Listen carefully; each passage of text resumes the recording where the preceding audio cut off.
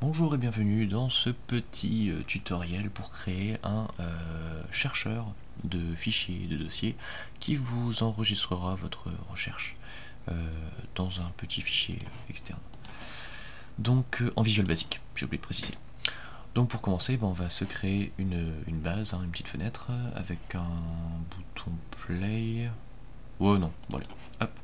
Il va tout faire pendant le chargement. Il va même se quitter tout seul. Voilà, comme ça, on le lance. Ploup, il disparaît. Voilà, on l'a même pas vu. Enfin, moi je l'ai pas vu en tout cas. Donc voilà, comme ça tout sera dans le lancement en fait du logiciel.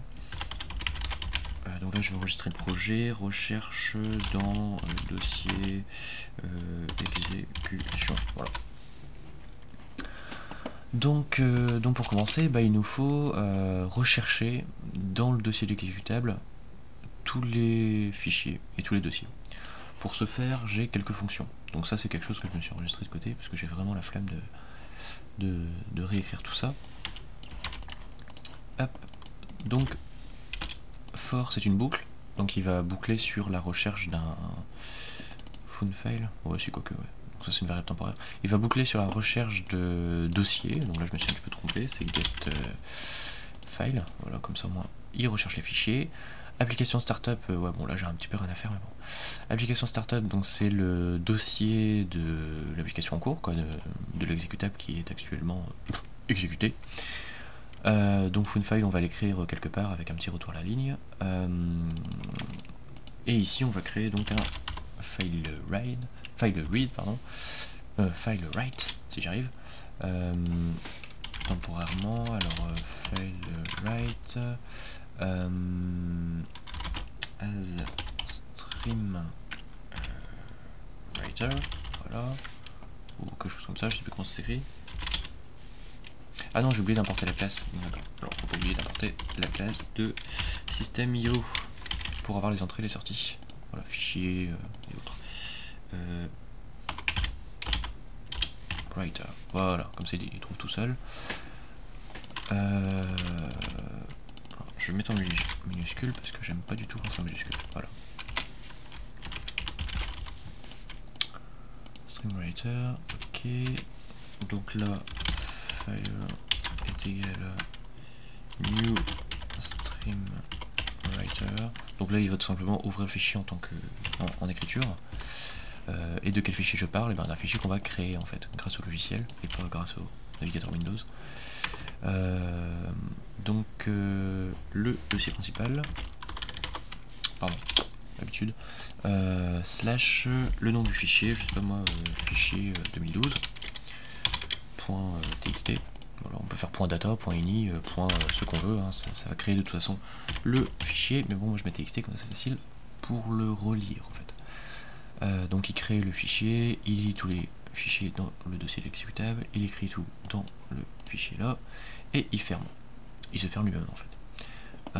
Donc ici j'ai mon dossier là. Pour l'instant il n'y a vraiment rien. Je mets play, enfin il n'y a rien, il y aura toujours rien, mais voilà. Donc là il a créé tous les fichiers. Je vais mettre un petit message quand même.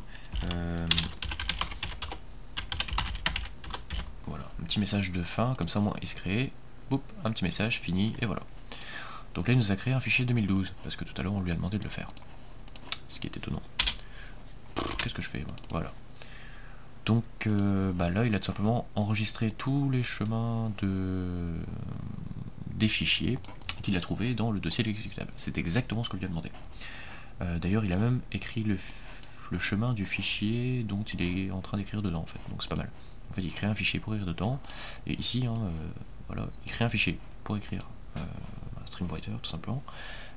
Et comme il va rechercher les fichiers par la suite et qu'il a déjà créé un fichier, il le trouve, donc il trouve le fichier dans lequel il est en train d'écrire. Maintenant si on a envie de trouver les dossiers, par exemple je mets les dossiers avant, voilà, c'est plus get file, maintenant ce sera get directories, hop, voilà. Donc je mets play, plop, fini, et là on peut voir qu'il n'y a aucun dossier, donc ça ne va absolument rien changer. Quel fail fantastique, mémorable, absolument génial. Je vais créer un dossier qui va s'appeler nouveau dossier 1, qui est un nom absolument magnifique, et nouveau dossier 2. Je mets play, fini, je regarde dans mon fichier, et voilà, nouveau dossier 1, nouveau dossier 2. Maintenant, si on veut garder juste le nom du fichier ou du dossier trouvé et pas tout le chemin, on peut mettre, où est-ce qu'elle est cette fonction là, remove. Voilà, ça c'est vraiment génial. Le seul problème c'est qu'il faudra écrire d'abord tout, parce que là dans le Findful, quoique je dis peut-être des bêtises, ouais. Je vais vérifier un truc, msgbox2, ok, play, il doit m'afficher 2 ok logiquement. Ah c'est fantastique, c'est magnifique. Bon, en fait j'ai rien dit, on va pas devoir le relire, on va juste faire un filephone.remove, filephone last index, ouais, ok.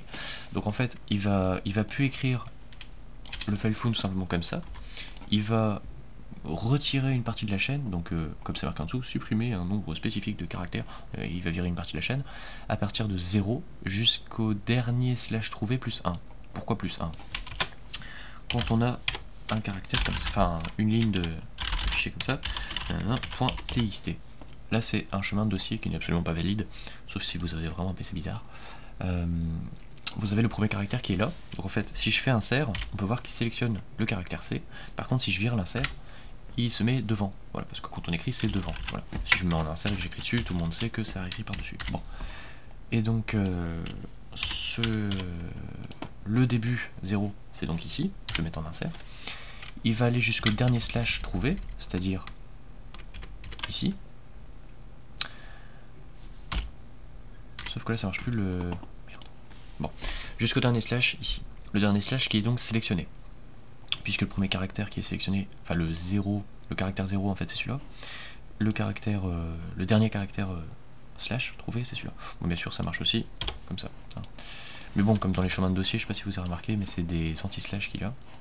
Voilà. Ça marche avec les slash, les anti-slash, bon, c'est assez sympa. Enfin bon, je vais pas rentrer là-dedans. Le dernier slash trouvé, ce sera celui-ci. Si je vire l'insert, il me met le curseur avant le caractère. Donc je mets plus 1. Comme ça, il sélectionne après. Ce qui va sélectionner, ce sera pas juste ça, ce sera tout ça. Si je le vire, il reste le nom de fichier. Voilà. Donc c'est pour ça le petit plus 1. J'ai galéré à trouver ce truc-là, mais bon. Bon. Et donc là, il va écrire tout simplement une partie de la chaîne sans le chemin du dossier, en fait. Donc là, je balance mon petit truc, fini, voilà, et je vous montre que, bah voilà, il n'y a que le nouveau dossier 1, les nouveaux dossiers 2, machin. Et je vais juste vous montrer le petit exemple sans le plus 1, ça va être une galère pas possible. Hop, ça va être super moche en fait, parce qu'il va y avoir des slash partout. Je l'ouvre, voilà, c'est débile, il y a des slash à chaque fois, c'est horrible. Voilà. On peut même s'amuser, mais là c'est un petit peu dangereux, ça met du -1 ou -4, un truc comme ça, mais bon, il faut avoir vraiment un chemin de dossier assez long pour éviter de se planter. Je mets play, hop, et ben il va me garder les 4 caractères avant le slash en fait. Voilà, bug, voilà, parce que le dossier s'appelle debug. Voilà. Donc bah, je vais mettre plus ici, là et là. Voilà, j'enregistre tout, je mets play. C'est fini. Plop. Bon là c'est un peu long parce qu'il génère tout le fichier, mais si je le démarre directement ici, hop, il a déjà fini quoi. Je l'ouvre, voilà. J'ai pas un PC surpuissant, hein, mais voilà. On peut l'ouvrir une fois par seconde, c'est vraiment pas mal quoi. Donc il nous trouve bien ça quoi. Qu'est-ce que je voulais faire en plus alors, nana, il ouvre, tout ça, il réécrit. Et il supprime le fichier temporaire parce qu'avant, avant j'écrivais dans un fichier et je réouvrais le fichier pour retirer justement le machin. C'est pour ça tout à l'heure j'ai été surpris qu'on n'avait plus besoin de ça. Donc voilà, bah c'est tout. Donc avec ce petit code source absolument minable et pourri et complètement sans importance, on crée un petit fichier de 21 KO qui nous permet de trouver tous les fichiers et tous les dossiers. Voilà. Je peux même faire ça avec les sous-dossiers. Mais ce sera un peu compliqué, parce qu'en fait il faut enregistrer tous les sous-dossiers, lire dans un fichier tous les sous-dossiers qu'on a trouvés, lire tous les fichiers des sous-dossiers qu'on a trouvés, et tout se rajoute dans le fichier de base. N'hésitez pas à mettre pause pour comprendre ce que je dis, mais bon. Parce que bon, bah, comme d'habitude, hein, les dossiers c'est une arborescence, j'ai plus l'arborescence ici, c'est plus Windows XP, dommage. Mais bon. Donc voilà, bah en espérant que ce petit tutoriel de 8 minutes, donc de 9 minutes 30 vous aura plu, n'hésitez pas à mettre un petit pouce vert, mettez un pouce rouge si vraiment vous avez détesté ça, mais n'hésitez pas surtout à donner un commentaire, enfin mettre un commentaire pour dire, voilà, pour donner la raison, voilà, pourquoi vous avez mis un pouce rouge, je me mélange, c'est fantastique. Mais voilà, donnez vraiment votre avis, et puis bah, si vous voulez d'autres conseils, voilà, là par exemple j'étais un petit peu embêté il y a quelques temps pour trouver les fichiers, j'ai passé je sais pas une demi-heure sur Google à chercher la bonne fonction. Sauf que ben, dans mon petit dossier ici, j'ai plein de bêtises là de créer. Si jamais vous voulez des petites astuces, des petits bouts de code source, il n'y a pas de souci, c'est gratuit. J'ai toujours trouvé mes morceaux de code source gratuitement, donc ce serait avec plaisir que je partagerai les miens. Si vous voulez partager les vôtres également, n'hésitez pas. Enfin, bon. Donc voilà, puis n'hésitez pas à vous abonner à mes vidéos, enfin à ma chaîne YouTube. J'ai pas mal de vidéos avec plein de conneries Minecraft. Hein, voilà. Et j'aurai d'autres tutoriels prochainement de Visual Basic, de Game Maker, de PHP et autres. Donc voilà, en souhaitant une bonne journée ou bonne nuit à tous les geeks, quoi. Au revoir.